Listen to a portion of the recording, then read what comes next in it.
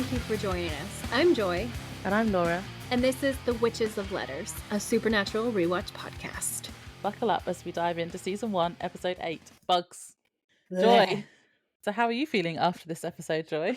Well, Laura, as you may have gathered from our many WhatsApp messages back and forth while we were watching this episode together, I am disgusted. I am disturbed. I honestly couldn't even remember whether or not I had a thirst trap for this episode because there were too many legs on too many insects. It was disgusting. I am revolted. I am disturbed. Even things that I like the earthworms turned against me in this episode. There's like the giant swarming mass of like, I said math instead of mass. It's very warm in this room where I'm recording, you guys. It's very warm. You get that laugh for free, okay? Go have a drink of water if you're dehydrated. This is your reminder. So we have the massive worms that Dean is going to stick his hand down into. Ew. Which is just not right, okay? It's not right. And like, it's been very hot, okay? And I like earthworms. And yesterday, I saw this little guy on my sidewalk, and I was like, I'm gonna save you. So I scooped him up in my hands, and I put him in a little flower pot, and I was like, there you go, because they're the gardener's friend, okay? That was not the gardener's friend that we saw on the screen, Laura. That was not okay with me. What, the ones all covered in a skull? I'm covering a skull, even. Yeah, the human skull. The just sudden hole in the earth. Like, eldritch swarm of worm guys, and then immediate human skull. And also, if you didn't watch our episode 0, Joy said that she really doesn't like bugs, especially cockroaches, and there's cockroaches as well. No, I have an actual phobia. I'm hiding behind my hands right now. I have an actual phobia of cockroaches, you guys, okay? I'm not okay with this episode at all. Like, remember when I was making fun of Laura when we were watching Bloody Mary and she was having issues with the eye stuff, and I was like saying Bloody Mary multiple times and she was screaming at me? The shoe is on the other foot. Oh yeah, I've got something to get you back later. No, I'm scared. But I also, turns out I don't like bugs pretty much either. And in the episode 0, I did say about not liking spiders and wasps, and there's definitely spiders and wasps in this as well. Don't like them. Yeah, so we hated this episode, huh? I think I'd sent you a voice note saying this whole episode is just going to be us going bleh, bleh. I mean, it literally was, though. It literally was. But it feeds back into to just have an intelligent moment. It feeds back into that thing that we've been saying about how the writers really tap into those primal fears, like the ones that are very common. So like the fear of flying, the fear of drowning, in this case, the fear of bugs. Yes. Should I do the synopsis? Yes, please. This is Season 1, Episode 8, Bugs. The original air date for this episode was November 8th, 2005.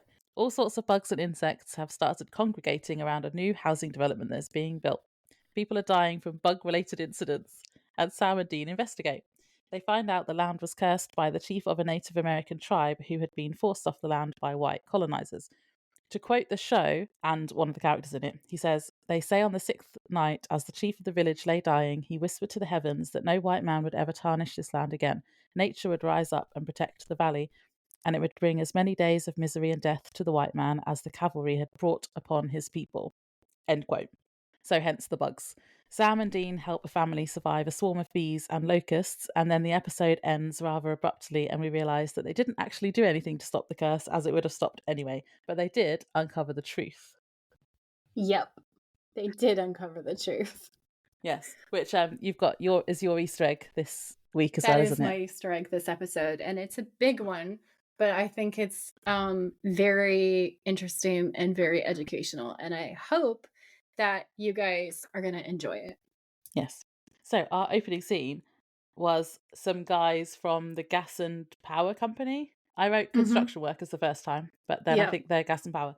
One of the very first quotes, I wrote it down because he says, "These are some fat houses." And that is a very dated reference. That is a very dated reference. Yeah, that made me laugh. And that's fat PHAT for the younger listeners. So this episode was directed by Kim Manners, who has also worked. X-Files. He has, and you know what else? I don't know. Star Trek. So remember that Ah. Star Trek reference in the other episode that I pointed out where I was like, Yeah. oh my god, Dean's a Trekkie. I feel like this is a little nod, a little nudge to the fact that Kim Manners is working on this series. Yeah. One of the writers is Eric Kripke, who is also like the main guy Yeah, he's for the main guy, isn't Supernatural, he? as I understand it. Yeah. Yep. And he loves Hellblazer, which is John Constantine comic books. Now, I also love John Constantine comic books, and a lot of Supernatural makes a lot of sense to me right now. They even say that there's a later character whose name I can't say because it's spoilers for Laura, but this character wears a trench coat, and that's a direct nod to John Constantine. And those of you who have seen more are going to be like, oh. Is this And the penny's gonna other drop. main guy later? Because I've Yeah. seen lots of pictures of like 3 of them instead of just Sam and Dean, so I'm assuming it's him. Yeah, the dude in the trench coat. Yeah. Okay. Yep. He's like an angel or something, isn't he? The Angel Castiel. Yeah. Yeah, okay. Yeah, I know, and that's not really a spoiler because I kind of know that he exists, but I don't know anything about him. Okay. All right. Well, we'll leave it at that so that we don't inadvertently give spoilers. But yeah, that I thought that was such a fun Easter egg because I do collect comic books and I love John Constantine comic books. And now that I'm like looking at the premise of the show, I'm slowly realizing that the entire premise of Supernatural is like John Constantine comic books. Yeah. Like That's just cool. everything. And I'm not as familiar with thrilled. them. I'm not as familiar with them, and I'm not as familiar with Star Trek either. But the X-Files references I will probably get. Yeah, you're on that one. You're on it like Sonic. So my first notes for this opening scene with these workers, when things get kicking, like really going, like I think is gonna make you laugh. But I feel like you have more, so I'm gonna let you set up the scene. And I was just saying, so that they're kind of talking about the housing development and how nice the houses are. And then one of them, he hears some noises and then he touches the ground and then there's a sinkhole and he falls in. Yeah. So his name is Dustin. Poor Dustin falls down the hole. So Dustin falls in this hole like Timmy's falling down wells. And he gets a compound fracture because he's shouting up to Travis, I think I broke my ankle. And then you look at it and there's blood. So like there's no way that's not a compound fracture, which can I just say, Yeah. so the I don't like broken bones. is really high. Okay. It's really high already. And then the beetles start coming out of the earth all around him. So it already looks really freaky because he's in a hole in the ground surrounded by all of these root masses. And beetles start coming from everywhere. And it's like a scene from The Mummy. Okay. They're in his ears. They're everywhere. And then Travis is frantically looking for a rope, but Dustin's super fucking dead. Okay. Blood is coming from every hole in his face. All right. It's coming from his ears, his eyes, his nose. He is not okay.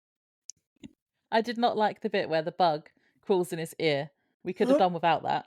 No. Oh, no. And also, why did the bugs just completely disappear? So when Travis comes back and like looks in the hole and he's like, oh no, all the bugs that were completely covering him have just disappeared. Well, yeah, also you would think that if the curse has started and the curse is all like land back, then like why didn't it also target the other white dude who's there? Yeah, they could have made the sinkhole bigger and pulled him in too. Yeah, I don't know. There's just a lack of violence here that I find questionable, you know? For the plot, which we are told about this curse, which is like going to remove all the white people from the land. Like, why? I did have a note where in the beginning sequence when Travis and Dustin are talking before the horror starts, he says that like they're talking about building the houses and he goes, oh, it's a fat house, like Laura said, and that was hilarious. But he says that he wouldn't be able to afford the houses after they finished building them. And I thought that's really interesting. And then I was like thinking about that. And I think there's a little bit of something to be said for that. Like the people who build our houses can't even afford to get houses, which feels especially irrelevant in these times. And I was like, I feel like something needs to be said. I thought that was a really good piece of writing, and I was like, that needs to be highlighted. Yeah. What a way to go, though, with those bugs all in all of your orifices. Please no.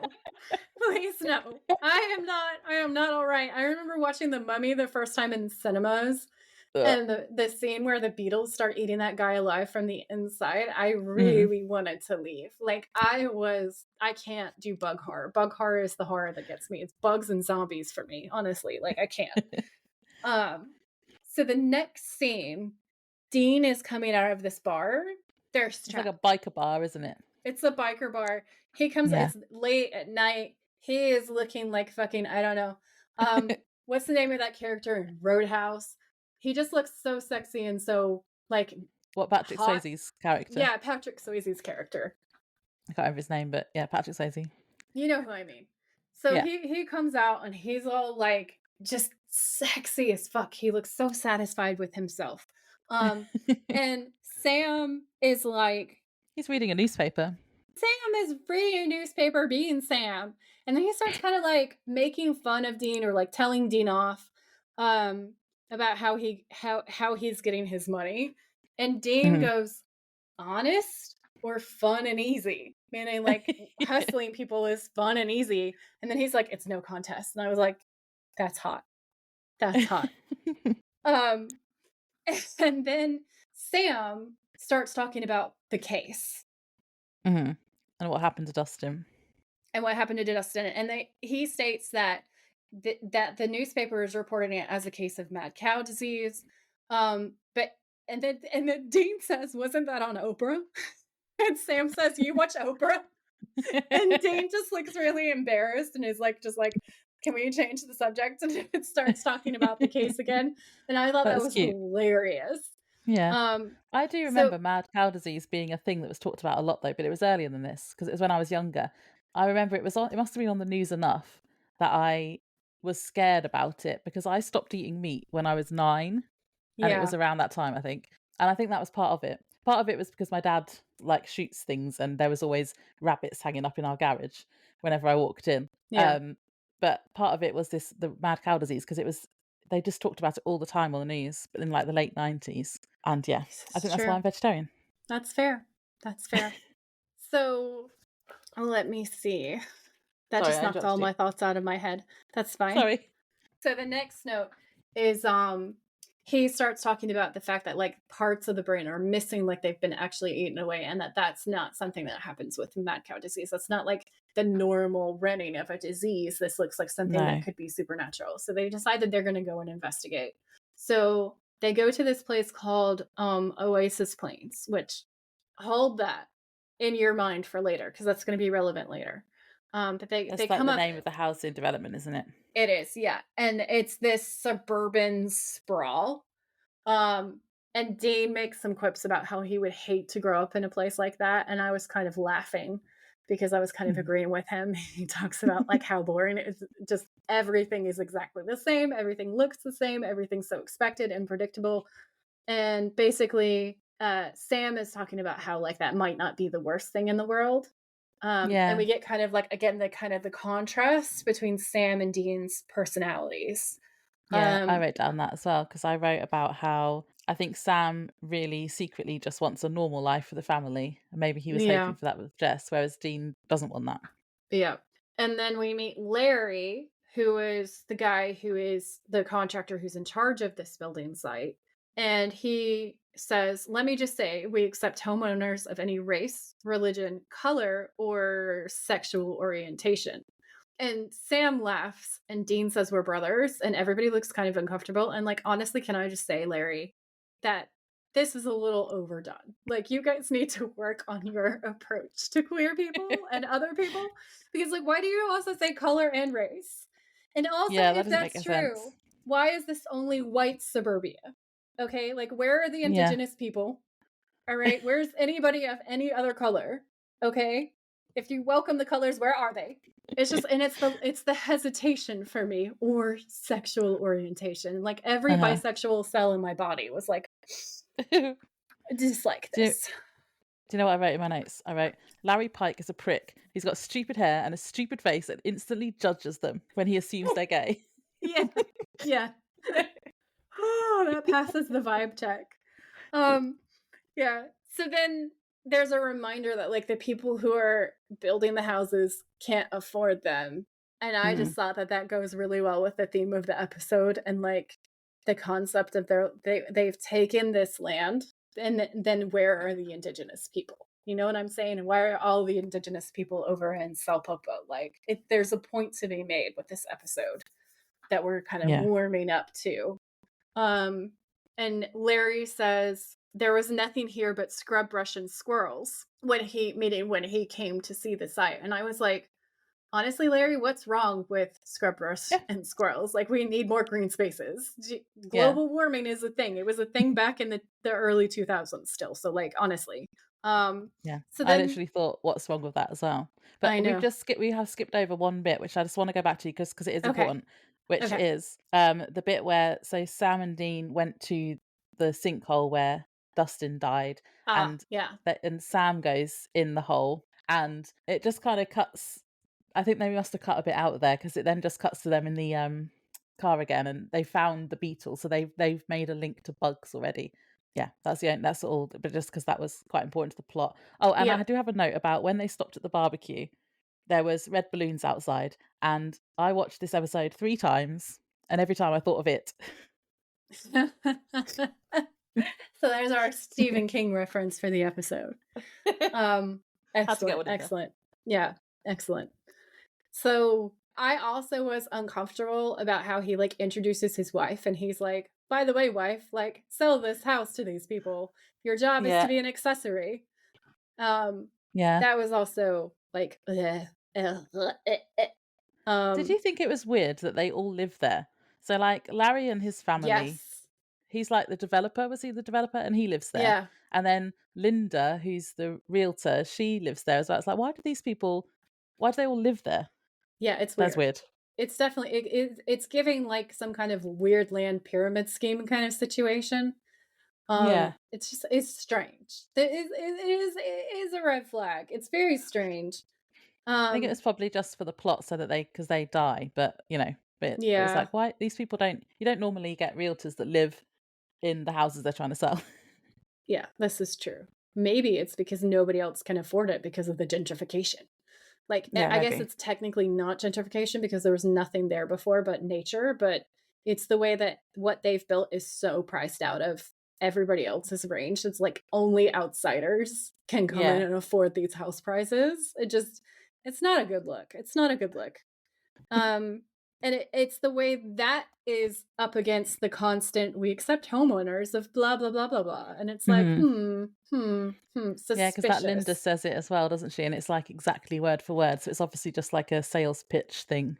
Yeah, so that's my next note is that when we meet Linda in a couple of seconds after this whole remark where like the boys are like, no, we're brothers, Linda Hmm. immediately says, we accept homeowners of any race, religion, color, or, and then there's a longer pause here and she says sexual orientation. And it's like such an uncomfortable long pause that Dean goes, right, well, I'm going to go talk to Larry. Okay, honey. And then he smacks Sam on the butt. That was funny. Honestly, I appreciate Dean for that because Yeah. they're just laying it on so thick and it just feels so weird and kind of gross to me that like that was the comic relief that I needed. Um and then they're talking about she's pitching in the bathrooms like she starts in on Sam talking about the steam showers and stuff and I was like this is foreshadowing for the shower spider scene. Yeah. Yep. Yeah. Yep. And then we see Matt, who is like the Tim Burton member of the family who's obsessed with insects and arachnids.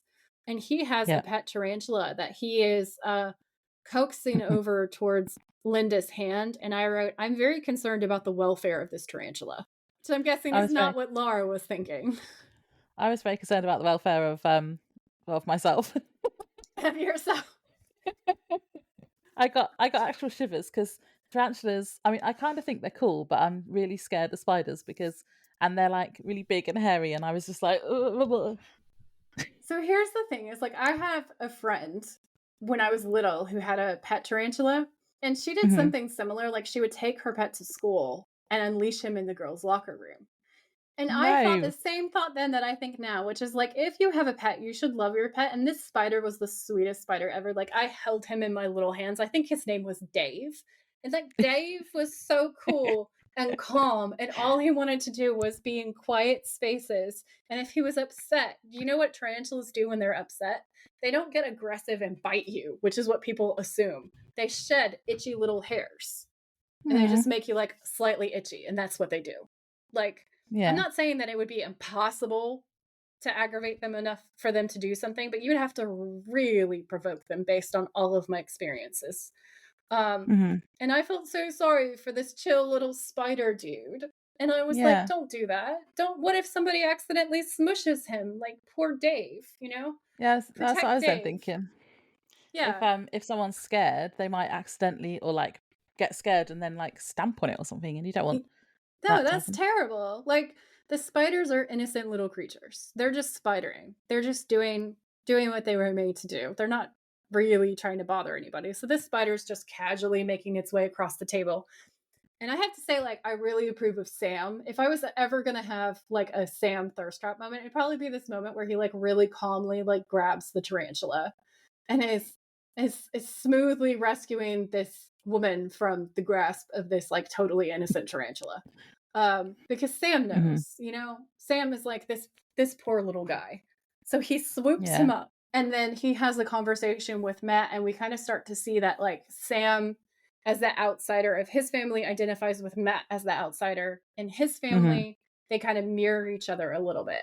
Yeah.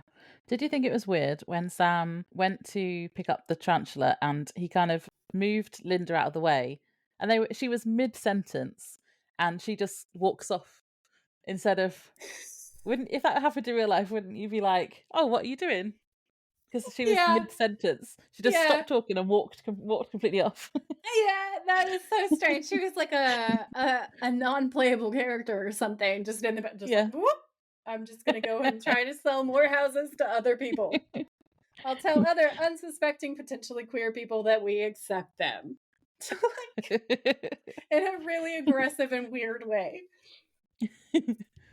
When they're talking as well, when Sam and Matt are talking, Matt says something about I'm not exactly brochure material in reference to his dad, like not really wanting him there.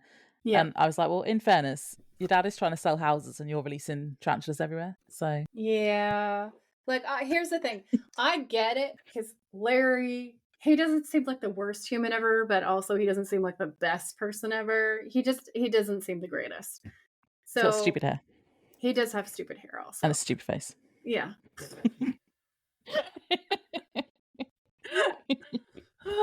So I get why this kid would be rebelling, and I get that he's interested in things that his dad views as disgusting, and all he's interested in is nature.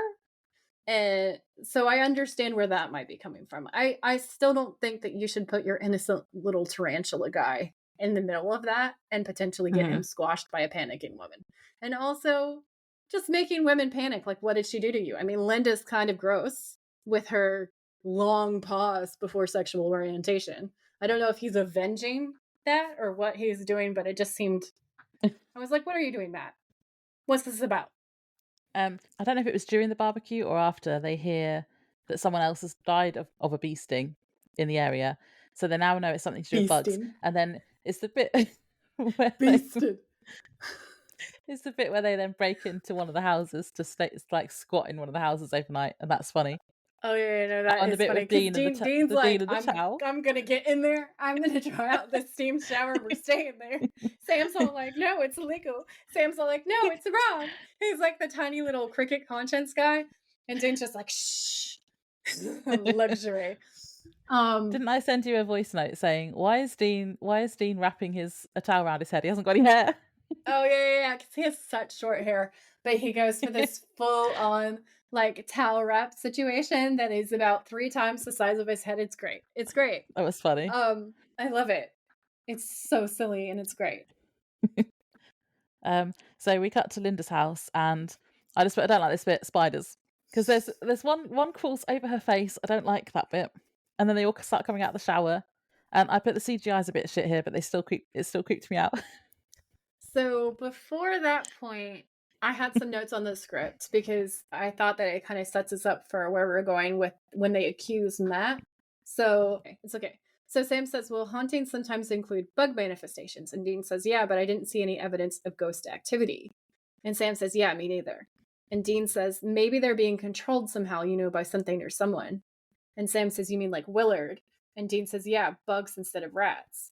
And Sam says, there are cases of psychic connections between people and animals, elementals, telepaths. And Dean says, yeah, that whole Timmy Lassie thing. And that made me laugh because I love Lassie. And it is hilarious that Timmy's constantly falling down into stuff and having to be rescued. So I put that in there because that's show lore. There's nothing to back it up in real life. We did look like both Laura and I looked, and it's not a real thing that's been, well, at least it has never been documented and proven. So I just wanted to put that there because like it kind of explains why later on they suspect that Matt is the originator of it because he's like the creepy bug kid. And then they're thinking, okay, maybe there's some psychic link or someone's controlling the bugs. Yeah, Matt was like a red herring, wasn't he? He was a red herring. And then you have the spider shower situation, like Laura was saying. And I said, these are truly terrible CGI spiders. Yeah, they weren't great. They just explode from behind the shower head where there's physically no room or space for them to be coming in. Like it makes no sense. It makes no sense. And then once again, it looks worse than old video game animation. Like it looks really bad. Really bad. Their movement is all strange too. The animation on them is really bad. All the spiders are coming out of the shower and then she screams and falls through the shower door. And because the glass is real glass apparently, and it all shatters, and then I'm assuming she dies of blood loss because she gets cut, but then later on it says she died of the spiders, so who knows. But I have a flag because showers don't have that kind of glass, and they haven't for a long time. And these are new build houses. So I looked it up because I was like, this is wrong. This is wrong. Okay. Tell us how wrong it is. I was like, when was the last time we had shower doors that are actual glass? So I said, glass like this is unlikely to have been used, especially because they're new builds. And I found a source from Virginia, which I know it isn't because we're set in Oklahoma, isn't it? Yeah. But it's saying that tempered glass in the US has been mandatory since 1961. And tempered glass is the one where if you smash it, it breaks into the little cubes, doesn't it, instead of shards, so you don't cut yourself. And then I did look up for Oklahoma specifically, and I found companies saying they use tempered glass too. There'll be a link in the show notes where I got this from, but yeah, they've used tempered glass since 1961. So a new build in 2005 would not have had that glass. So flag over. Okay, that's fair. That's fair. So that whole scene was trash. Yeah. I thought that she died of blood loss too, because you see the blood everywhere. Yeah. And I mean, the spiders, I guess that she's supposed to have been bitten hundreds and hundreds of times, which I just feel like if that was a scary thing that you were going to have, like they didn't show her being bitten. Like there's even that sequence at the beginning when we were watching it together where a spider runs across her head. Like whole spider, a very large whole spider runs across her head. And she kind of brushes it off and then just like pretends that nothing whatsoever happened, which I thought was so weird. So Sam and Dean go into the bathroom in the aftermath to investigate, and Dean picks up a towel and so many dead spiders fall out of it. And I just put down, so gross. I was not okay with that. I wrote down that they look like plastic joke shop spiders. Yeah, so for me, they looked really real. But Laura was like, this looks like trash. It probably did look like trash, but dead spiders give me the ick. Living spiders are fine, but dead spiders give me the ick, and I just went, ugh. Yeah, but dead spiders, when you see a dead spider, they all shrivel up. Yeah. These weren't, they were, I'm sure they were plastic joke shop spiders. Yeah, they looked soft to me. I was thinking of all their poor little soft limbs, like they were just dead. Also, can I just say, it's very rude of the curse to kill these spiders. Why? Yeah, why did the spiders die? Because so far, none of the other things died. Have actually died. No. No. Rude. Unnecessary. Oh, I did know. You know how was it last episode with the sorority houses and the frat Hmm. house? Was that Hookman? Um, so in that episode, we noted that they broke into the house in front of the police, Yeah. and we were like, "Well, that was silly." They did it again. They did it again, Yeah. Joy. They do that all the time. Fun fact. It's like they're literally still there. Like Yeah. they don't wait. No, they do not. Um, did you want to talk about the chalk outlines? The what? In a voice note, you said about the actual chalk outline. It's not a chalk outline; it was a tape Oh, outline. yeah. But Yeah. that was so funny. When they go to the murder scene, when they go to her murder scene and there's an actual like old Hollywood, old movie body outline. I said chalk, but it is in tape, isn't it? Yeah, but that was funny. Yeah, that was pretty fucking funny. It was just so hokey. Like And Dean's like, "Oh, this looks like the place," and I was like, "Yeah, no shit." there's actual outlines. Yeah. Like, no shit, Sherlock. Well done. Well done. Okay. So, because of the connection with the spiders, they start thinking to themselves, spiders, this kid Matt has spiders, has a weird obsession with spiders, some kind of connection. Maybe he actually is the one who's doing all of this. He's obsessed with bugs. Bugs are causing the deaths. So they go to question Matt. They find him in the woods, and they start asking him all kinds of different questions. And we kind of start to think that maybe it's not Matt throughout the course of the questioning, and the woods look pretty spooky. And then they're walking and they're talking, and someone, I can't remember who, says, "What's that?" and points to this mysterious looking mound, which is in fact a mass grave. Okay, can I just say it? And Dean walks right up to it and is like, "Oh, there's like the earth is softer here," and then proceeds to put Ugh. his entire hand into the earth, which then gets covered in this eldritch terror of earthworms. Mhm. They're all like moving and writhing, and there's like thousands of them, and it just looks so unnatural. Okay, because worms don't do that. I have never seen worms do that in nature. It does not look okay. It's not good. No. And then he proceeds to be like, "Oh, there's something in here," with his hand in a hole full of worms. "Dean, what are you doing?" He's like, "Oh, what's this?" And he pulls it up. Then he slowly pans camera and realizes that it's a human skull. It's a human Yes. skull. Which, Mhm. like, this whole thing was just like eerie and scary and somewhat disgusting. Yeah. I didn't like that bit either when he puts his hand in. Ugh. No. Mm-mm, mm-mm. We No. were messaging each other when we were watching the episode, just going, "Nope, nope, nope, nope, nope." No. So then the next scene they're at a university campus and they're going to see a professor, and they've got skulls, plural, now in a Mm-hmm. box. First of Yeah. all, don't think you're supposed to take them away. That's No. seems like it wouldn't be very good. Also, they've just separated all the skulls from the bodies. Yeah. Also doesn't seem very good. It does not seem good. That's the kind of thing that people do in bone housing. So, like here in the UK where there's not a lot of land to bury people, but there's lots of bodies, they will sometimes put people in boxes after their turn is done and then put other people in there. They do this thing called mounding, fun fact. So, a lot of people who remain like non-cremated people will at some point be jumbled in a box. No, I'm going to be cremated. Yeah, same. Recycle. Reuse, recycle.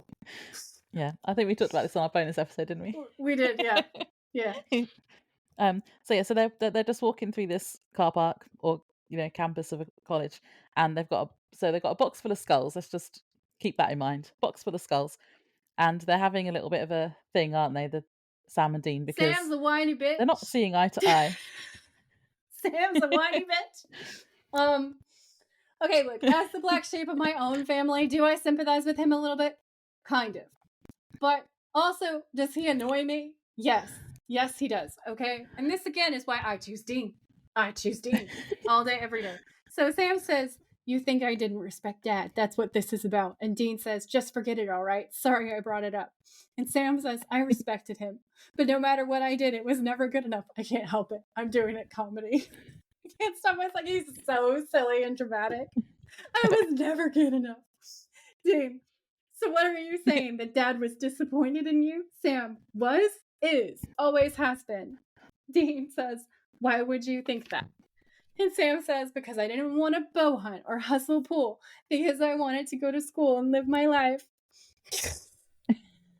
Which in our whacked out family made me the freak. I can't take him seriously. And Dean says, yeah, you were kind of the blonde chick in The Munsters. Okay, The Munsters is one of my favorite TV shows ever. I like that. That is such a flawless reference. That is so good. That was funny. Amazing. And then Sam says, when we finally do find Dad, I don't even know if he's going to want to see me. And Dean says, Sam, Dad was never disappointed in you. Never. He was scared. And he says, what? And Dean says, yeah.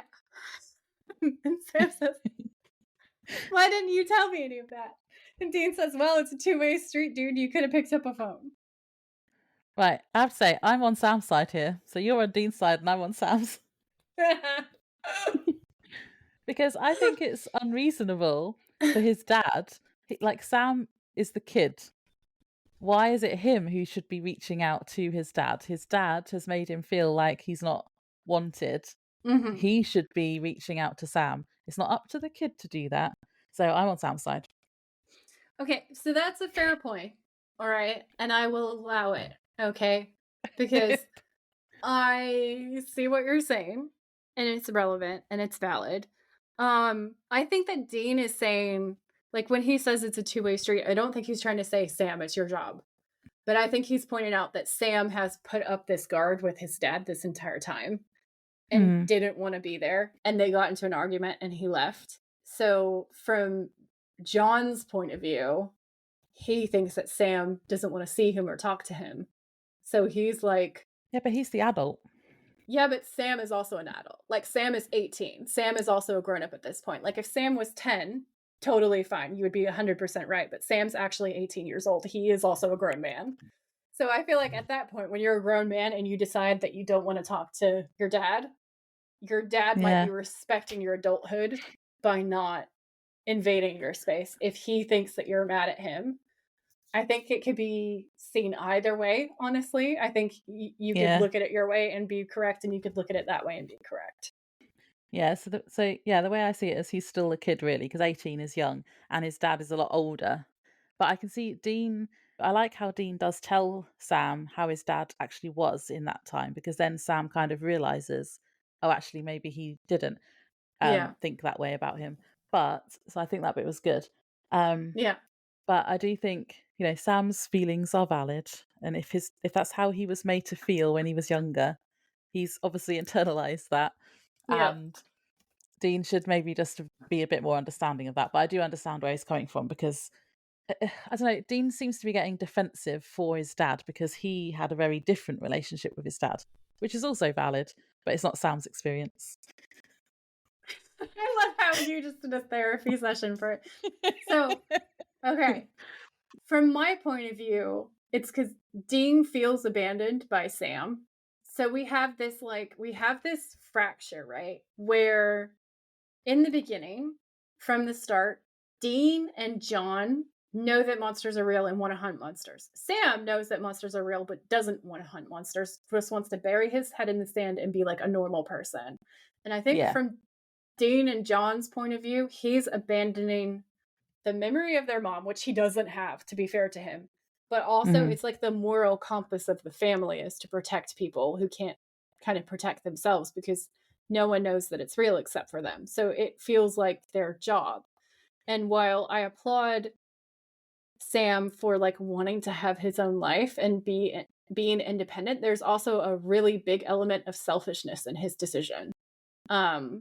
And we see that in the early episodes too, where like he doesn't want to help anybody else. Dean has to like try to persuade him. And as he grows as a character, that changes. But I think for me, this whole sequence is like a hangover from the first couple of episodes where Sam was just not interested in other people's welfare. And so instead of his decision to go to college reading really sympathetic, I've started to like kind of like get Dean's side more, where it's like, okay, so you left them in the middle of this dangerous fight. You don't really seem to care about other people's welfare, and you just wanted to be a lawyer and make money. Like, it just feels it does feel like he's abandoned them instead of them abandoning him. Um, Mm. and I don't know how far back that goes. And I don't know all the sides of it, but like I understand why Dean is like, you can also call him. And I Yeah. understand equally why Sam is like, but why would I call him because he hates me? Because that's his point of view. He thinks his dad hates Mhm. him. Like I think that sense of disapproval of his choices to want to do things for himself. I think he knows that they perceive that as maybe kind of selfish and it alienates him. Yeah. I can definitely see it from both points of view, but I don't know. I don't think it's necessarily a bad thing if you want to do something different than just being forced on you in like by your family. If you want to go your own way, I think, everyone should be able to do what they want to do. Yeah, I agree with that. In the world of supernatural where we have real monsters, Yeah. it's a little it's you're the only people who are stopping the bad guys. I couldn't do it if it was, but that's why I identify with Dean's character so much because I couldn't walk away from Yeah. that. I wouldn't feel right Mm. about it. And I think for me also, I think that this family dynamic sort of in some ways reminds me of my family dynamic, and I think that's also why I have issues with Sam because Sam reminds me of certain family members who are just like abandoning stuff, and I just go, Sam, you're whiny, and I dislike this. Okay. We'll agree to disagree on this one. Yeah. So the I next can't note remember that what I we're up to. have is they go to talk to the anthropologist. He's the one that then links it to the Native Americans because he talks about the relocation of native peoples, he puts it, being common at the time. And then Mhm. he tells them to go to a certain reservation. So the Yeah. professor says, well, there's a Yuchi tribe in Sapulpa. It's about 60 miles from here. Somewhere out there might know the truth. And you guys are going to remember that sentence because it's going to be relevant in just a minute.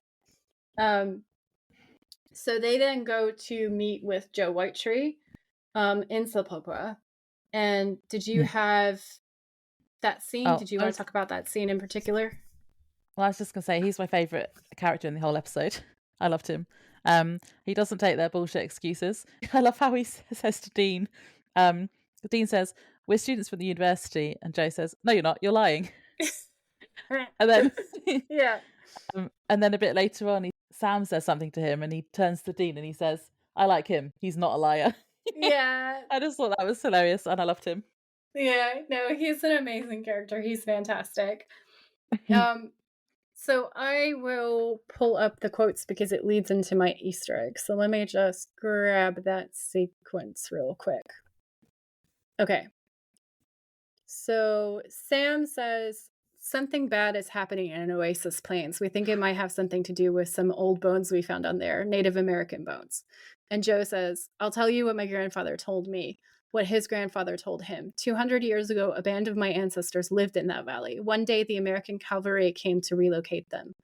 They were resistant, the cavalry impatient. As my grandfather put it, on the night that the moon and the sun share the sky as equals, the cavalry first raided our village. They murdered, raped. The next day, the cavalry came again, and the next, and the next. And the sixth night, the cavalry came one last time. And by the time the sun rose, every man, woman, and child still in the village was dead. They say on the sixth night, as the chief of the village lay dying, he whispered to the heavens that no white man would ever tarnish the land again. Nature would rise up to protect the valley, and it would bring as many days of misery and death to the white man as the cavalry had brought upon his people. And Dean says, insect, sounds like nature to me. 6 days. Joe, and on the sixth night of the sixth day, none would survive. Sam and Dean exchange a look. And then they realize that they have to run back to save the family. But I have an Easter egg for you guys here because the thing is that where they mention the Yuchi people in Sapulpa are actually a real tribe, and this is actually referencing real American history. So I believe that this episode is asking us to examine the treatment of indigenous people in the Americas. I think because like the Easter eggs in this episode, the places that they mention actually refer back to real people and real tribes in the US. And I feel like there's a juxtaposition between what's going on in the episode and what's happened to people both then and now, to be like to do a cheeky little supernatural thing with the then and now. Um, so I'm going to go ahead and walk you through why I think that and the history and the facts behind it. So Oasis Plains isn't a real place. However, the Salt Plains National Wildlife Refuge is real. And it is in Oklahoma, right next to where the boys are and where we're talking about. So we're going to travel to two places throughout this, and we're going to be talking about two specific tribes. So we're going to be talking about the Osage people, and then we're also going to be talking about the Yuchi people, who are the subject of this particular episode, because they are the people who are mentioned in this episode. So what I want to tell you, first of all, to put this into context, is the reason why it's significant that they mention the Salt Plains is because the Salt Plains were stolen by the United States government, because the then president, Thomas Jefferson, learned that there was a huge salt deposit there. And while this was super significant to the people who lived there, and indigenous people had been using it responsibly for thousands and thousands of years, Jefferson's basically like trying to use this to justify the Louisiana Purchase and the expansion of America. So he starts talking about how there's this mountain of salt, which, by the way, Jefferson, it's not a mountain. My guy, you're wrong. Okay, you're so wrong on so many levels. And then there's encouragement of white settlers from surrounding areas to go and just clear out wagon loads of salt. So like we already start to see white people coming in and exploiting native resources.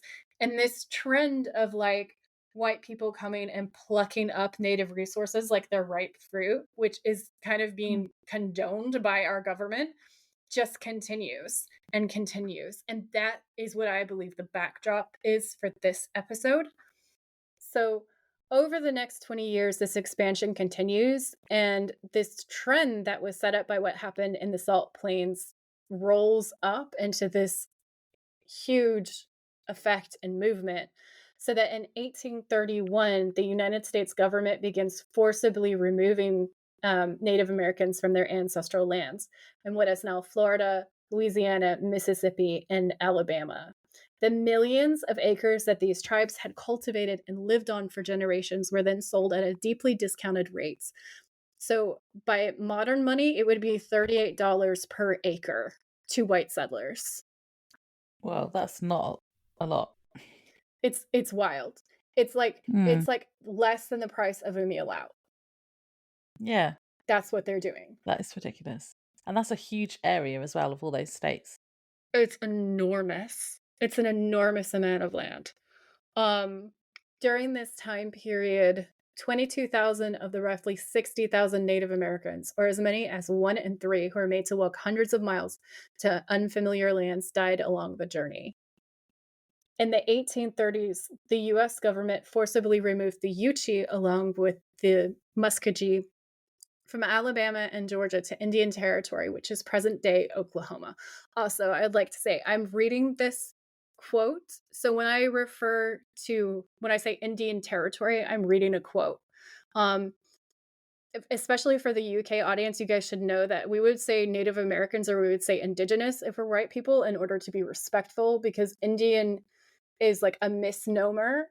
So when Columbus came to the US and like air quotes discovered it, okay, very sarcastic air quotes, he thought that he was in India because he's an idiot fuckboy.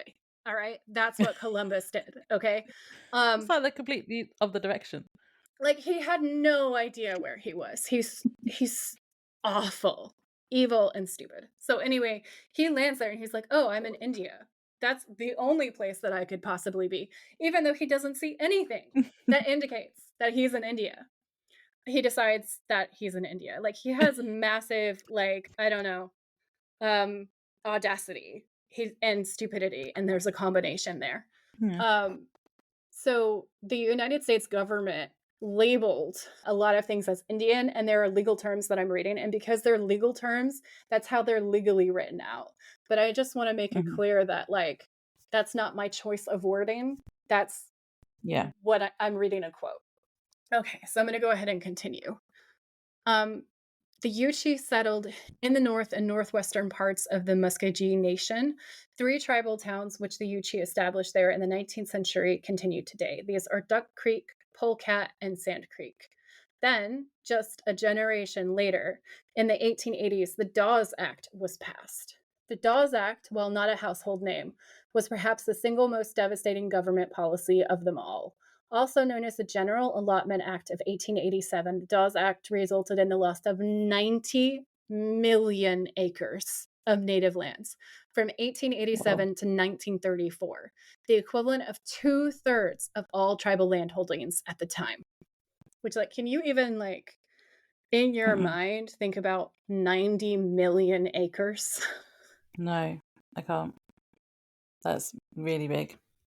I feel like that's basically just the United States. Like, it's just, Well, yeah. it's the Well, if they land said grab for everything.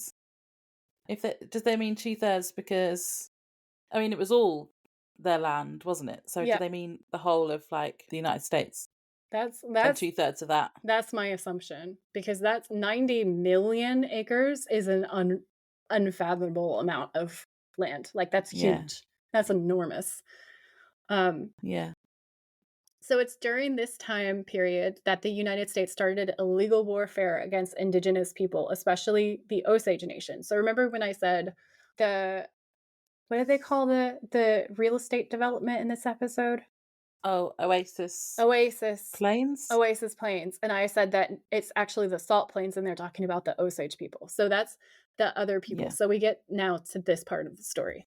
Okay, so when you think about this housing development, this like perfect housing development that ends up getting left empty, I think this is a very interesting metaphor for the history that we're about to learn.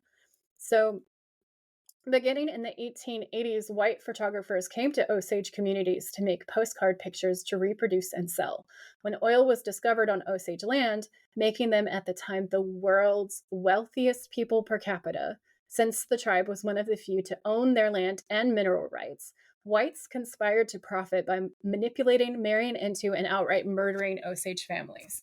This reign of terror left dozens of Osage dead between 1921 and 1925 through related murders, and stretched from the 1910s all the way into the 1930s, which is unspeakably horrific.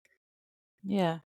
The Osage people's newfound wealth brought scrutiny to individuals' money management, and newspaper reports about chauffeured cars, mansions, and fancy clothing upset those who thought the Osage should spend their money more wisely. Like racist white people who were upset and butthurt that somebody else was wealthy.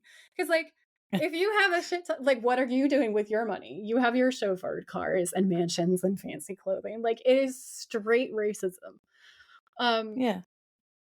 What do you mean they should spend they have all the money in the world. What do you mean they should spend it more wisely? Like, it's ridiculous. They just want them to spend it on things that will benefit the government. Will get the money then. Yeah, I agree. It's all such a scam. So in 1908, in response to an outcry of protest over the Osage Nation's supposed inability, I'm putting so much sarcasm into this, to manage its money, Congress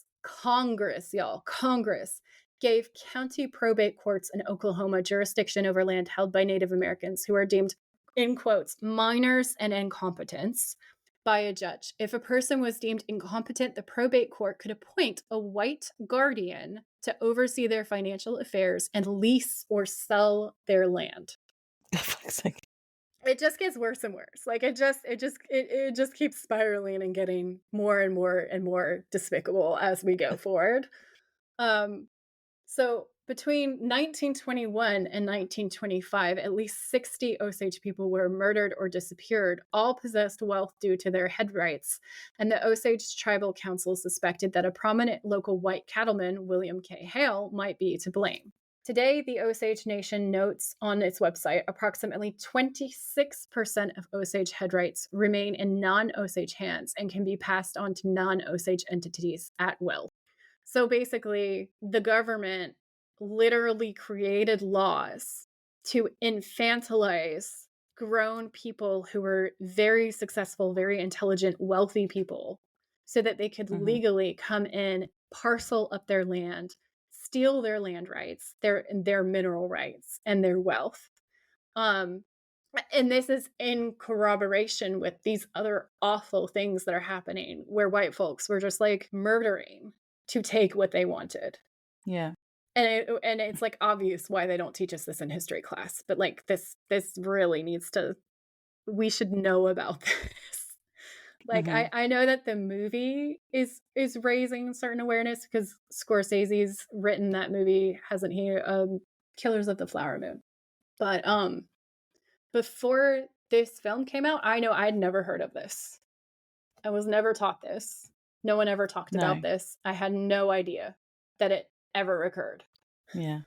I just feel like American history just keeps getting worse and worse. So I have a section here that I call ongoing fuckery, where we go from 1908. These are all laws and government cases and trials. Where we go from 1908 up towards more or less the present day in the early 2000s, where the government continues, like documentably continues to keep doing this absolute fuckery. So here is ongoing fuckery, ladies and gentlemen, non-binary babes. Okay. Passed December 17th, 1991. Among many other items not directly related to allotment, amends the Indian Land Consolidation Act to authorize the Cherokee Nation to accept less than 10% of the appraised market value in the sale of their lands used as home sites. So they're now being allowed to accept less than 10% of the value of their land. Like, What is the point of it even just, valuing it if you're going to say, right, this is what it's worth, we'll give you 10% of that? I just, like, it's, I feel like it's really clearly set up to just make it easier for the government to parcel things off to themselves again. Then in Yeah. 1989, we have Brindale versus the Confederated Tribes and Bands of Yakima Nation. The court held that the tribe does not have any authority to zone or regulate free lands owned by non-members within the opened areas of the reservation. The ruling has important implications for the management of and jurisdiction over checkerboard reservations and the closed areas of the reservation. So basically, if you have and they're a nation, which is important to note too. They are a nation. So they've been denied the right to zone or regulate land which is actually within their holdings, because at some point the government most likely has either stolen or parceled out this land away from them. Maybe it's been sold on, and when there's no choice. Either way, it's fallen out of tribal hands as I understand it. And then they now have no say. So if somehow like a golfing resort got opened and that's not theirs to control, that means that they can't talk about like if there's wastage created from that or how water is used or not used. Like it gives them a complete lack of voice on their own land. Yeah. In 1992, County of Yakima versus Confederated Tribes and Bands of the Yakima Indian Nation, the court ruled that a county can assess ad valorem taxes on reservation land owned in fee by individual Indians or the tribe that had originally been made alienable when patented under the General Allotment Act. So, as I understand that, the county is now saying that the tribes who live there, like on their own land, okay, have to pay back taxes on land that was once reservation land, left reservation land, and then came back. So they were able to buy it back and reacquire it. But they're saying, no, you cannot, even though it's your own, you can't stop paying us taxes now once you've started paying taxes. So it's That is literally, so wrong. yeah, it's so wrong. They should be paying them taxes. Right. In 1998, Cass County versus Leech Lake Band of Chippewa Indians, the court held that state and local governments may impose ad valorem, this bitch again, taxes on reservation land that was made alienable by Congress. So as in, it can be taken away, right? Congress decided that, and sold to non-Indians, but was later repurchased by the band. So it's the same thing. Like if you manage to get it back, if you somehow manage to get it back, you still have to like deal with Congress then saying, and now we're going to add taxes for no reason. Mm-hmm. That takes us to the 2000s, where a ruling made that gives authority to the secretary. So this will be the Secretary of the Interior to acquire factional interest in trust or restricted lands with owner consent and at fair market price. The secretary may give priority to the acquisition of fractional interests representing 2% or less of a parcel of trust on or restricted land, especially those interests that would have escheated to a tribe but for Babbitt and Yupi. So I looked up what that meant so that I could understand what it was saying as best as I can understand. And from what I understand, what that actually means is there was a law in place to protect indigenous land so that if someone passed away and they had willed their land to their relatives or something, but there was an outstanding issue with the will or something, that allows the Mm-hmm. government to come in and snatch it up instead of it being returned to indigenous land. It means that it can still be parceled out. That's how I understand that law to be read. Again, I'm not a lawyer, but that's what I could make out of it. Mm-hmm. Then we have a petition to the United States government. Remember the Yuchi tribe, the subject of this episode? They petitioned the United States government to recognize them as an independent tribe, their own people. And this was denied on Tuesday, March the 21st in the year 2000. So we're in the 2000s with the continuing fuckery. That's so recent. 2003, the United States versus the Navajo Nation, who are the reason why we did okay in World War II. Like the wind talkers of the Navajo Nation are why we were able to keep our codes safe from our enemies. So the court rules that the Indian Mineral Leasing Act of 1938 and its regulations do not constitute the substantial source of law necessary to establish specific trust duties which mandate compensation for breach of those duties by the federal government.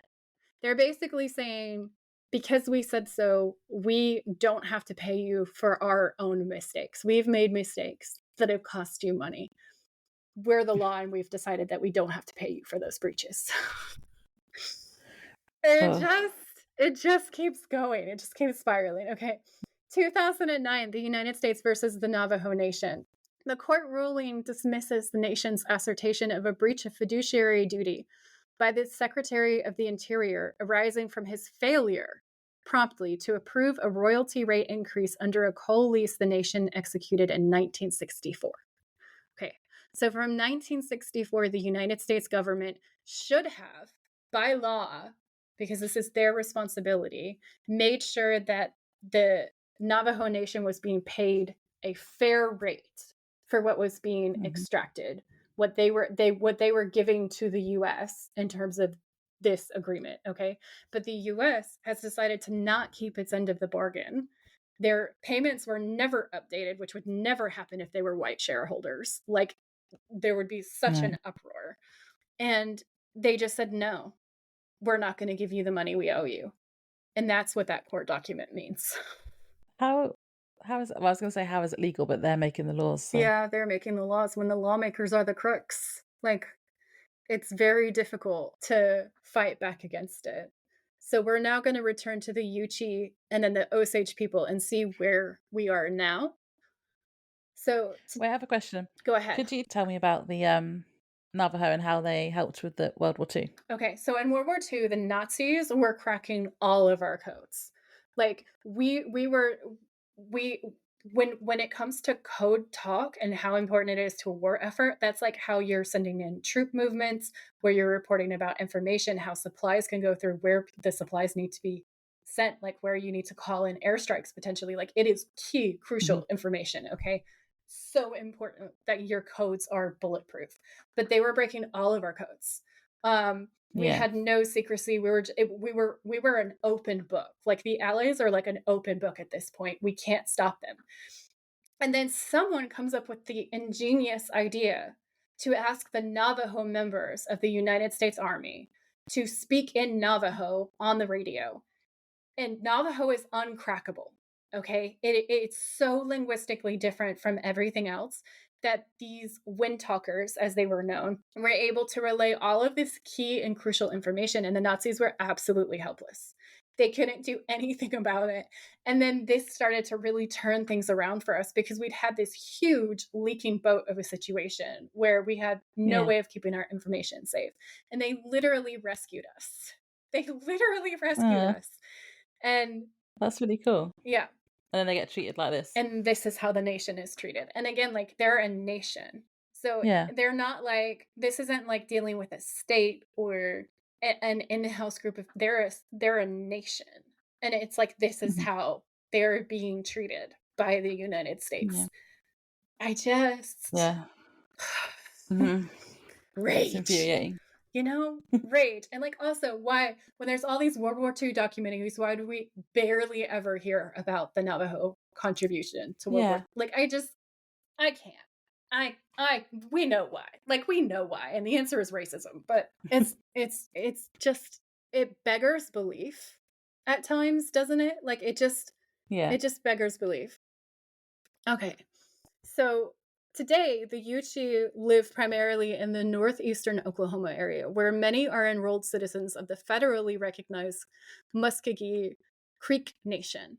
They maintain a distinct cultural identity, and some speak the Yuchi language, which is a linguistic isolate. So what that means is, like, where we were just talking about Navajo and how unique Navajo is linguistically, Yuchi is like yet more unique than that.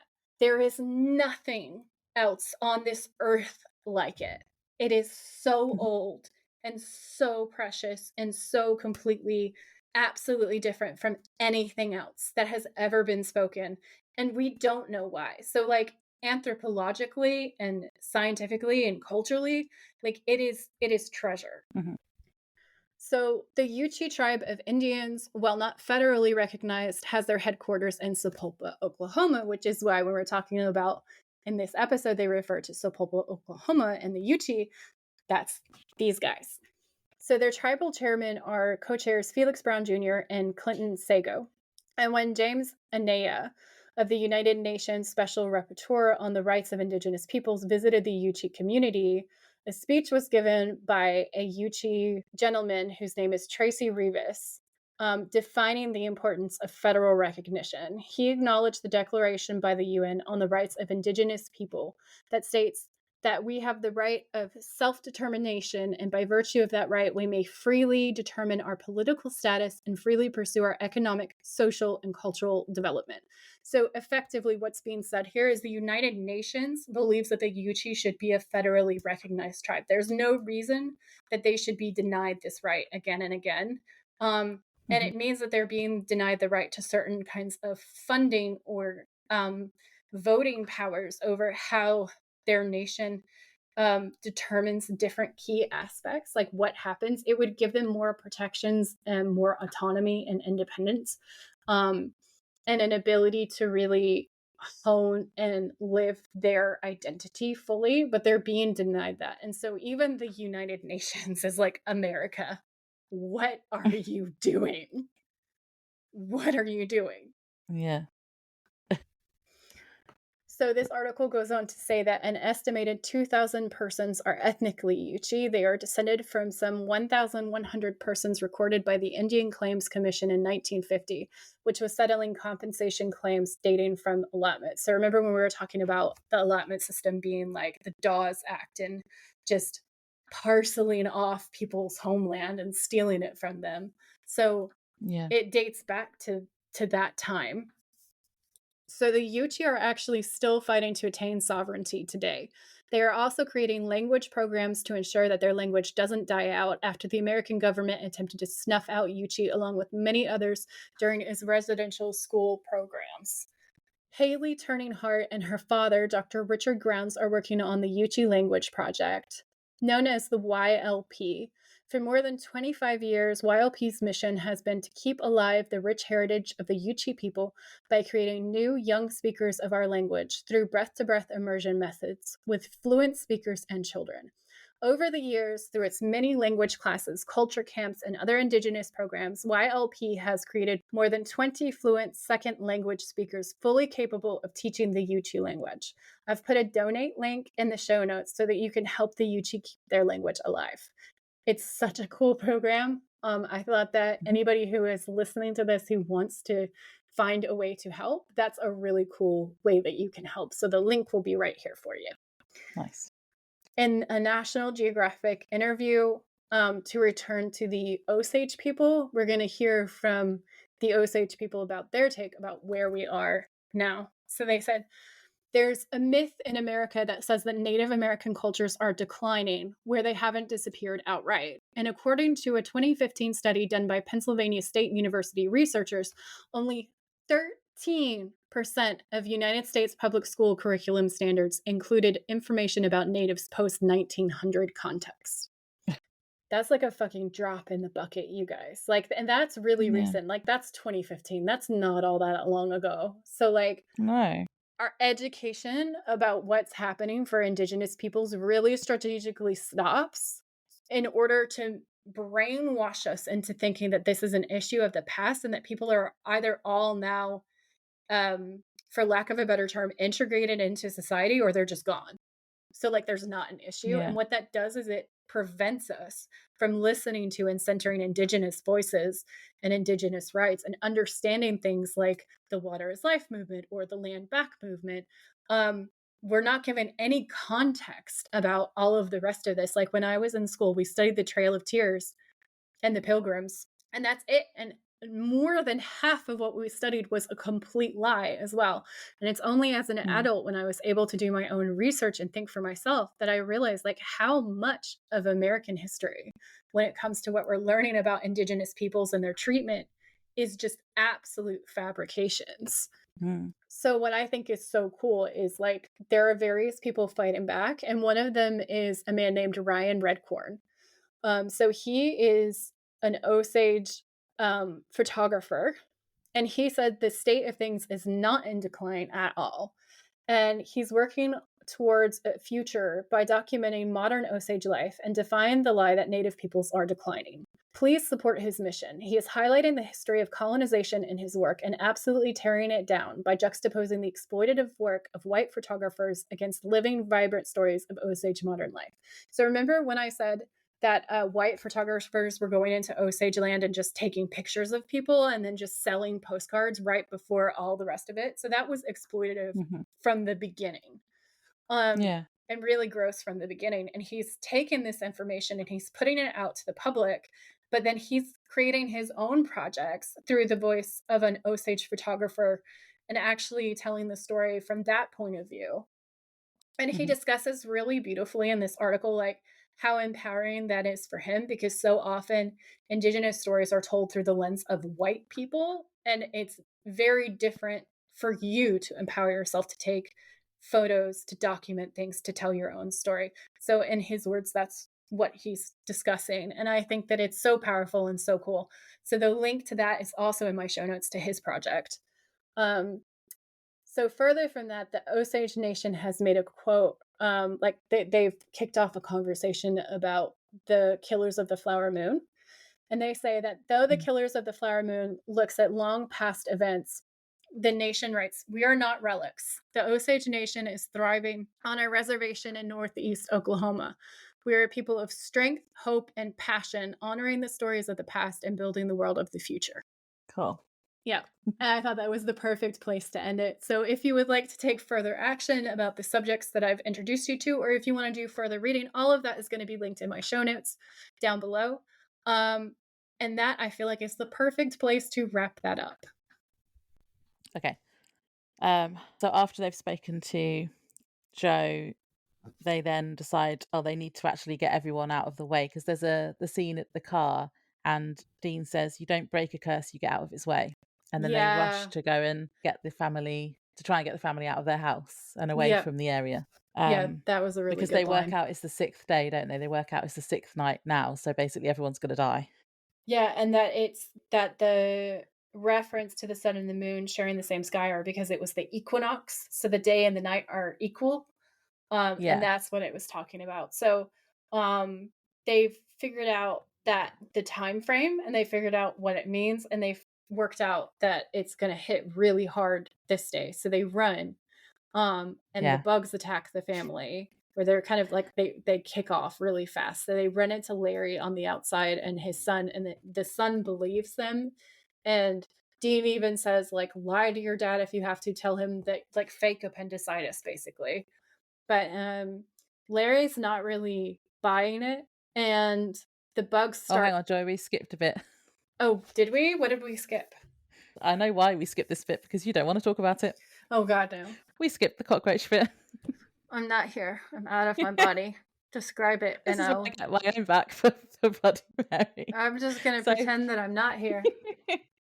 While Sam and Dean are driving back, we have a little scene where Matt's in the garden and basically cockroaches burst out of the ground, and I actually had a very visceral reaction to this myself.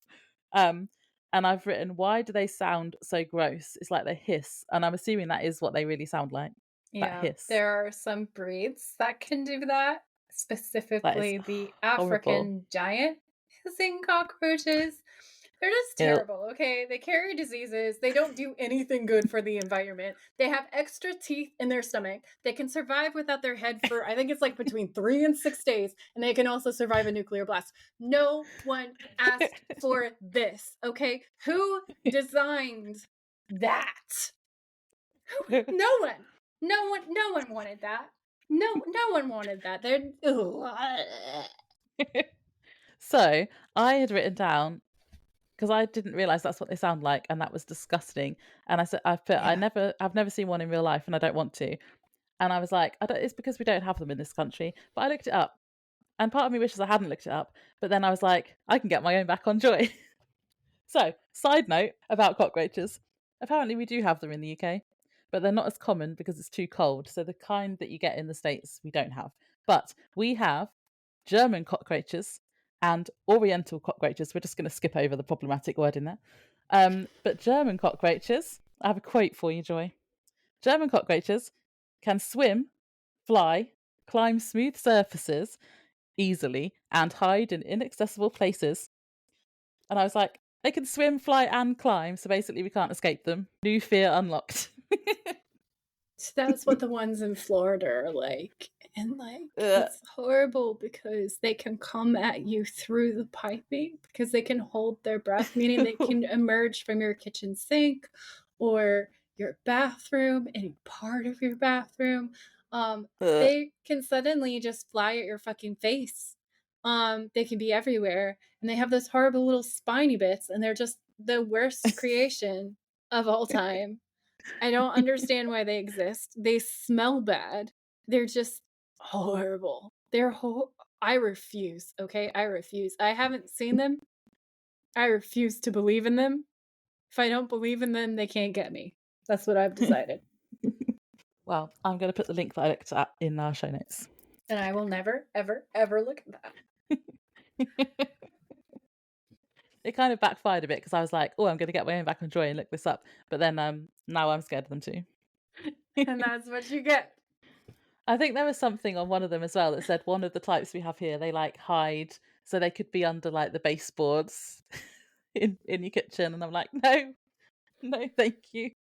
Yeah, I know I see, already have a spider under there. That's exactly what it's like in Florida. And we have giant ones, and then we have small ones. And the giant ones are called palmetto bugs because they live in the trees and they're everywhere. And then the little ones get in your house, and if they invade your house, because they can be on the inside structure of your house, they're like literally in the walls, okay?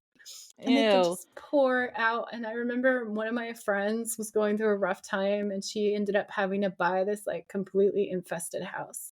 I had to stay the night there one time, and they were just everywhere. If they're in the walls, can you hear them hissing?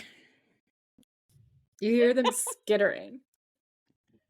Sorry, I just see Joy's threw face up in there. my mouth a little bit. Sorry, Joy, I've taken it too far. I regret this decision. I just want everyone to note that I'm being very emotionally mature about this situation, and I am not making occult mischief that I could make because I'm going to be a good person. This was my getting my own back, so you can't retaliate. Otherwise, I'll have to do something else. But it just becomes like a podcast war, doesn't it? Yeah. Constant one-upmanship. Yeah, that's fine. Yeah. I can take my medicine. I'm a big girl. I can deal it out and I can take it, and I am taking my lumps. Oh, well, we can move away from the cockroach just now. So Dean and Sam are driving, trying to get Matt out of the house, and they call Larry. They call Larry first, and he's not having any of it, is he? Because they pretend to be Travis, and he's like, "I know what two Travis is, so who are you?" And then Sam rings Matt and says, "You need to make him believe." And I did have a quote that was funny because Dean grabs the phone off Sam and says, "Under no circumstances are you to tell the truth, as you'll think you're nuts." Um, and he tells him to pretend he has appendicitis, basically, instead. And he says, "Tell him you have a sharp pain in your right side and you've got to go to the hospital." And then he turns to Sam and he's just like, as if like, "Your idea was stupid." I can't remember what the actual quote is because I didn't write it down. Yeah, so then they go to the house.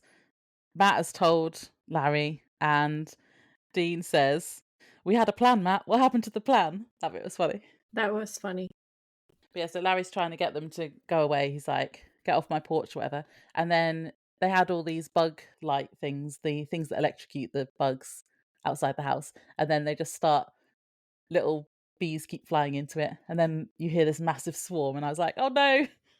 I thought they were wasps at this point, but I think they're bees. And I was like, "I don't like them. I don't like wasps." No, I don't like swarms of things that can Mm-mm. sting you to death. Like, that just feels like a no-go for me. I'm still traumatized by the beginning of My Girl. I don't know if you've seen that movie. I feel like I don't think I have. not a lot of people in the UK have seen it, but there's a scene at the beginning where a kid dies from basically being too close to a bee's nest and getting stung. And like, Oh. I have ever since then had a fear of swarms of bees. Um, Anytime I'm in the woods and I start hearing hives and they're too close, I immediately run away. And Nick thinks that it's hilarious.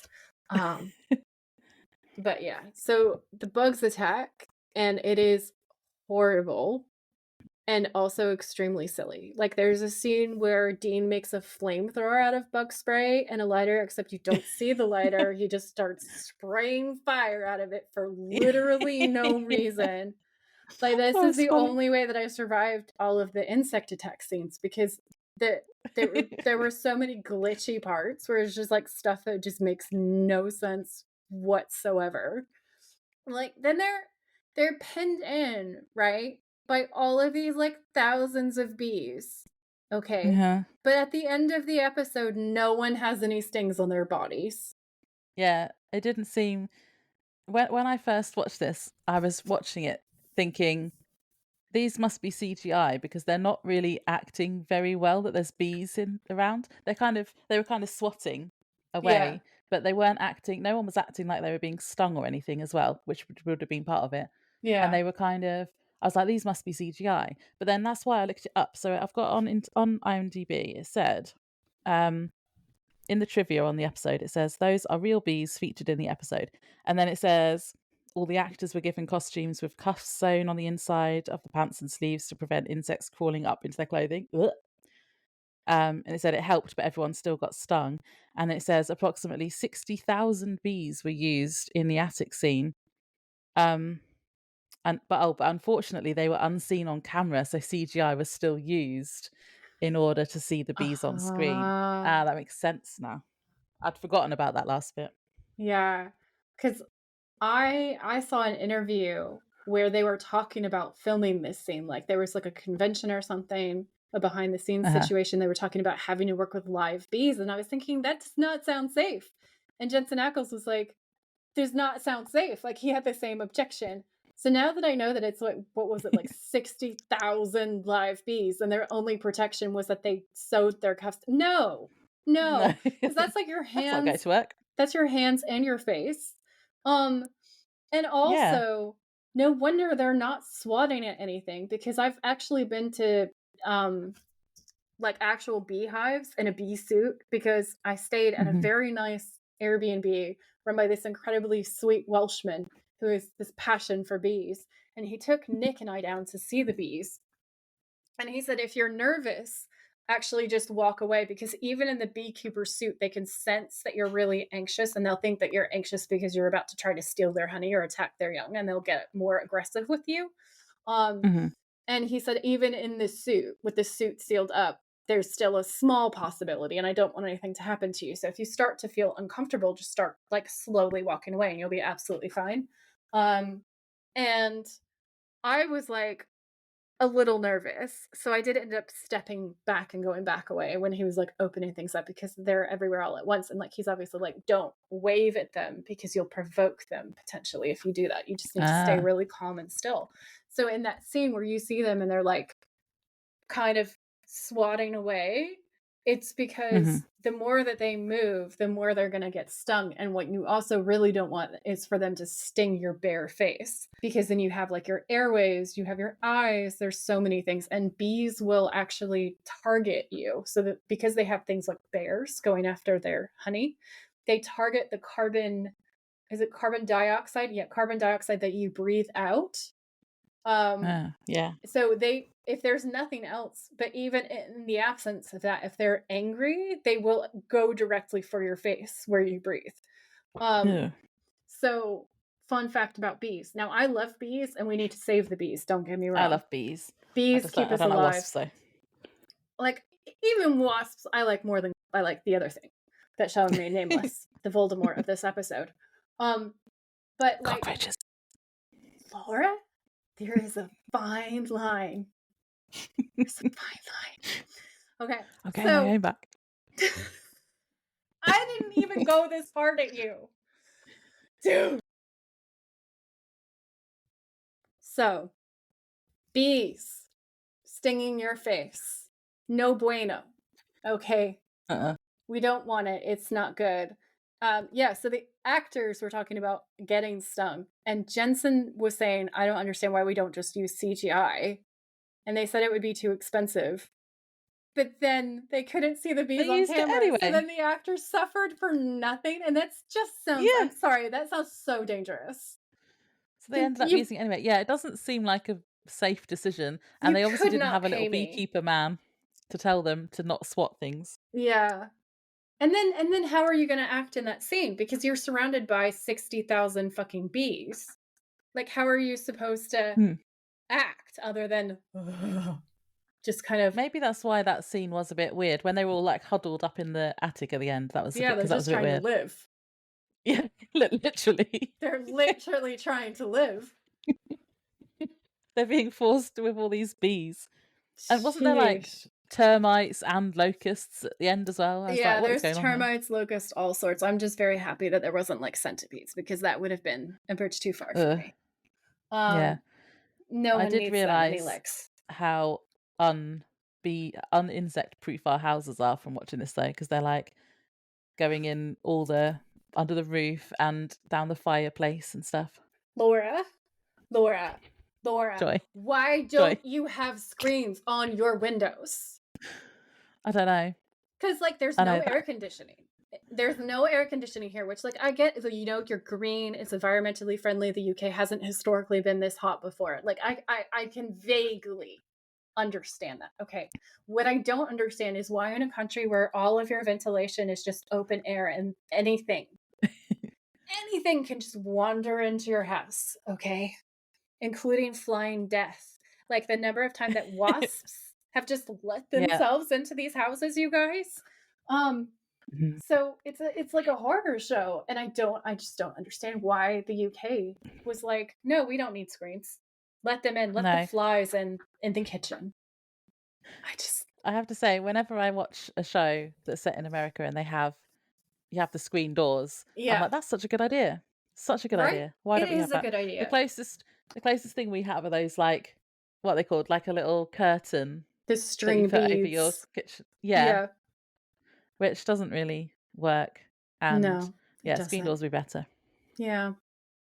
I don't understand why you don't have screens. That's all I'm saying. Like, this is my petition for the UK. Start putting screens my in. auntie used to have a thing where I think it was Velcroed round her kitchen door, and then it had a zip up so you could go out. So that kind of was the same thing, but it wasn't like built onto the house, which I think we should have.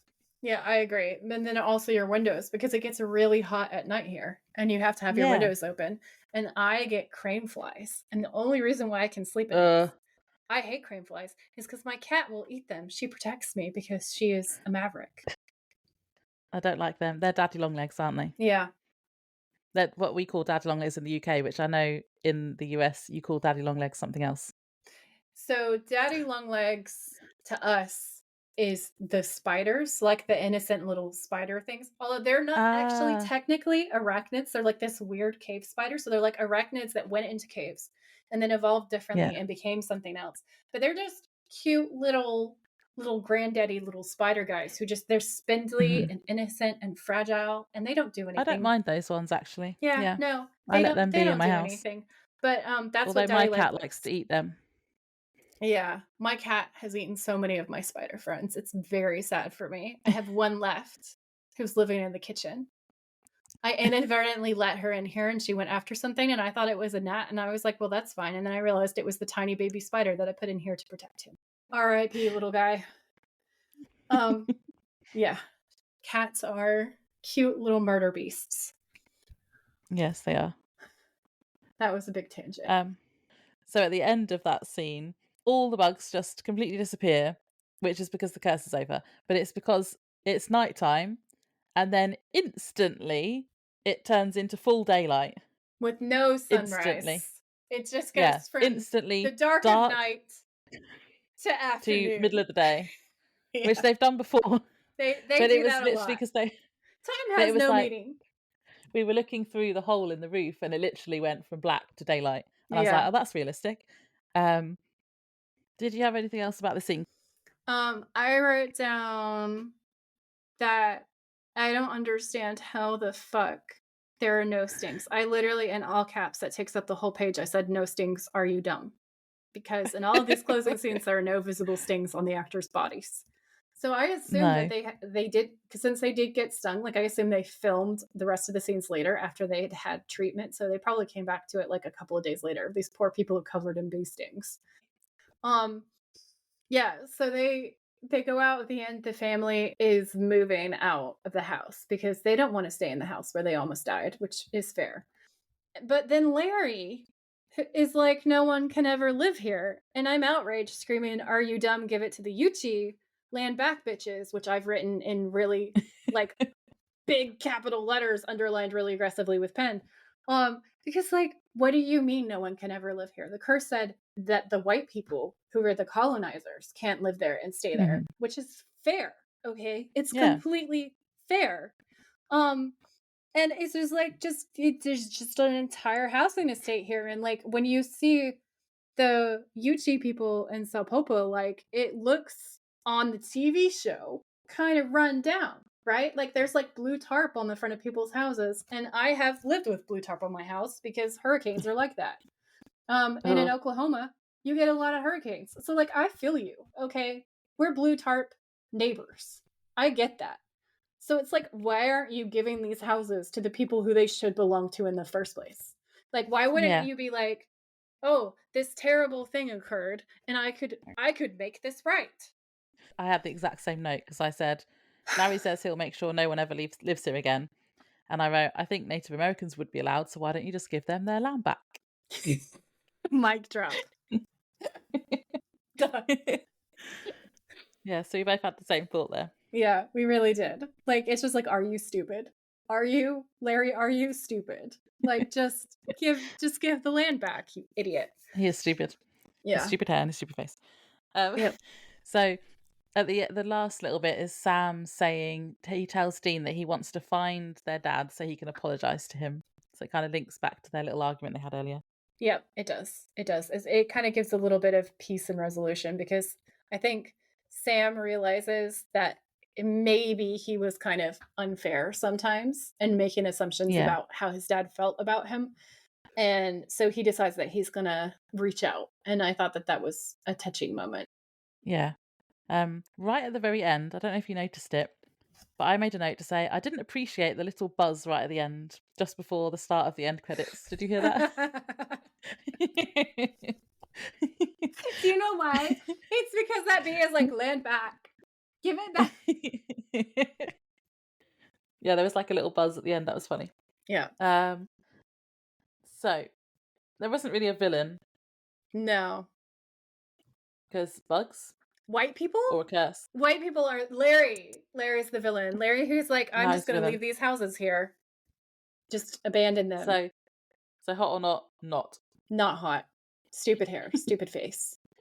No offense to that actor, by the way. It's the character, sir. It's not you, Yeah. it's the character. There's nothing wrong with you. We just don't like Larry.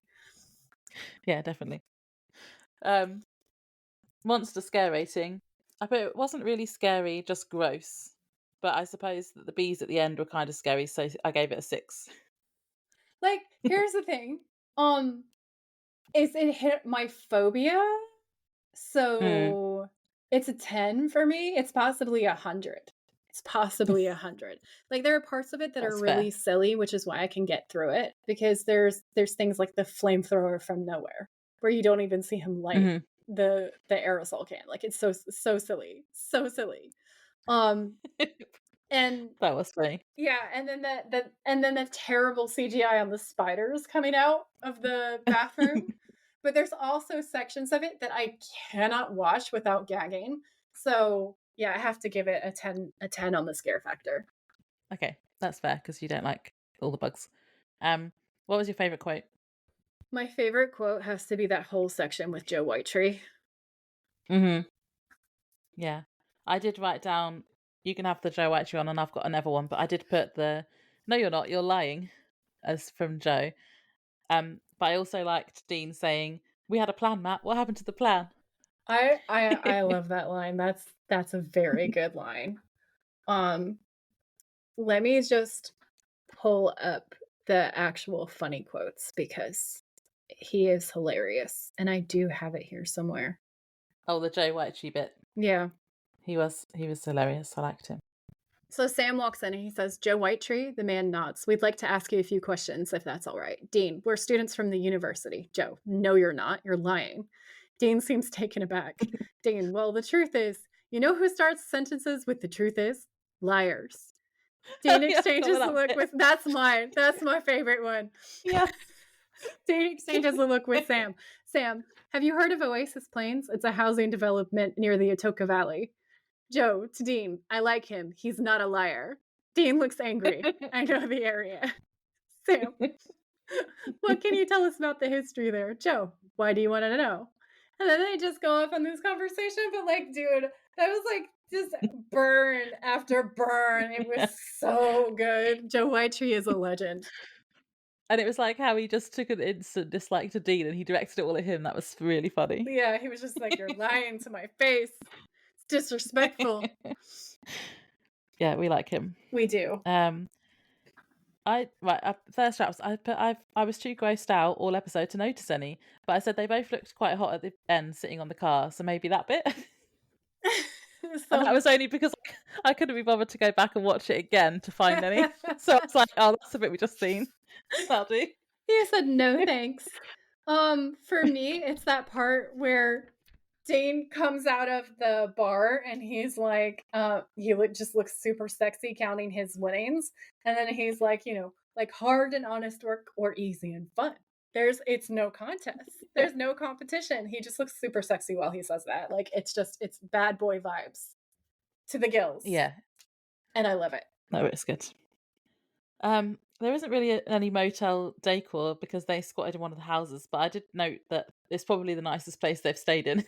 You're actually right. Like, this does beat the lake house because it's this super swanky new housing development with all these pristine features and the steam shower. Yeah. Yeah. So I've got, I don't know if it's a prediction. So then the next episode is called Home, and all I know is just because when I watch the episodes, it comes up on the bit at the end, and I have to click off it really quickly. And so I then just see the sentence that you can see on Amazon. And so I know that they go back to their childhood home. That's all I know. So I feel like there's going to be some main story plot lines in the next episode. I've written that hopefully they'll actually address Sam's visions in this one because there's been nothing for a few episodes now. Yeah. And the picture on IMDb, which I've also obviously seen when I scroll through to find the episode, I've seen it has Jeffrey D. Morgan on it. So I'm like, is he in it? But I'm guessing it's too early for them to actually find their dad again. So maybe it's like flashbacks or something rather than him now. But I don't know. So they're my sort of predictions. Yeah, I think those are very solid predictions. Obviously, I can't say anything because that would be spoilers. So, but I will say that that episode is another one of my favorite episodes from this season. I rewatched that one probably more than I rewatch almost any other episode in season 1. Like, I love it so much. I'm actually really excited because I was so disgusted by Bucks. so disgusted. Just, you know, gritting my teeth the whole way through, hiding behind pillows. So I am so excited for the next one because it's just so good. Is there still going to be like a villain or a monster? Yeah. Okay. So we go back to more of like a monster storyline, and we start to see like the strings of the previous stories start coming together a little bit more. Okay, good. And you also get a little bit more of like Sam and Dean's backstory and who they are as people. And like I said to you before, where like they start to really gel in the Bloody Mary episode. They're pretty much themselves in this episode too. Like that course correction the writers were on has pretty much settled and gelled. And you get to see both of them really showing us who they each are as individual people through the next episode in a way that I think is really, really well done. I love it so much. It's like one of the best storytelling episodes, in my opinion, for this. And like all the seasons, not going to lie, I think for all the seasons, that's one of the better storytelling episodes. Okay. I'm glad there's going to be some, you know, main storyline stuff as well. Yeah. Right, well, I think we'll probably wrap up there then. Yeah. Thanks for tuning in. If you liked this episode, please rate, review, and subscribe. We would be very grateful. And if you know someone who would enjoy it, please share. You can find us on Instagram at the Witches of Letters podcast, or you can email us at thewitchesofletters@gmail.com. Until next time, stay safe out there, have each other's backs, and always keep fighting.